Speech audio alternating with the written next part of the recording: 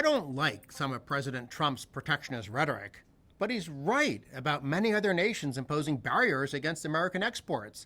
Canada imposes punitive taxes on American dairy products.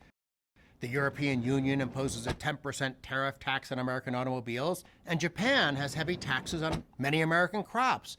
If you look at this map from the World Trade Organization, you can see that the United States is one of the most pro-trade nations in the world. We're not as good as Hong Kong, which has no tariffs, or Singapore, where the average tariff is only 0.1%, but we're in the world's top 10 for low trade taxes. To be sure, there are quotas and other types of trade barriers, so this data doesn't capture everything, but suffice to say that the United States is more open than trade than most other nations, which raises the question of how we level the playing field so other countries reciprocate. I'll start with the observation that the simplest strategy is to copy Hong Kong and adopt a position of unilateral free trade. That way, we maximize the benefits of trade and make our economy more efficient. Hong Kong and also Singapore have prospered immensely with this approach, as did the United Kingdom in the 1800s.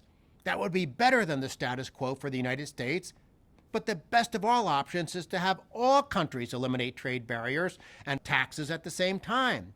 So what's the best way of doing that?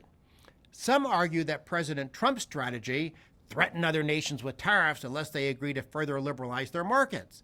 Based on what we're seeing from his negotiations with Mexico and South Korea, however, it seems he's more interested in tweaking various deals in ways that arguably restrict trade. And even if his motives were noble and pure, it's not evident that other nations respond well to bullying tactics. This is why the United States should use the World Trade Organization, which we helped create in order to reduce global trade barriers.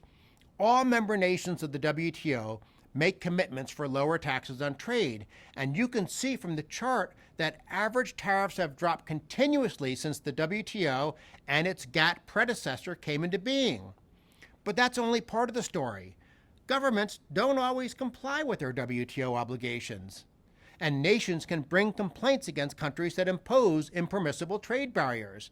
It's worth noting that the United States prevails about 90% of the time when we file against another country. In other words, the WTO approach historically is effective.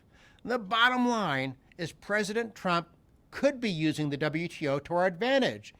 He could use it to help eliminate or at least reduce Chinese trade barriers.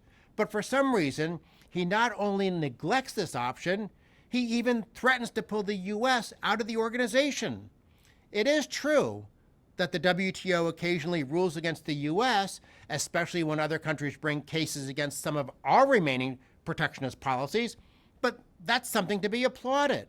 The WTO, in large part, was created at the behest of the United States, and it largely serves U.S. interests and the interests of everyone by working to lower trade barriers. American policymakers should be using the WTO, not attacking it.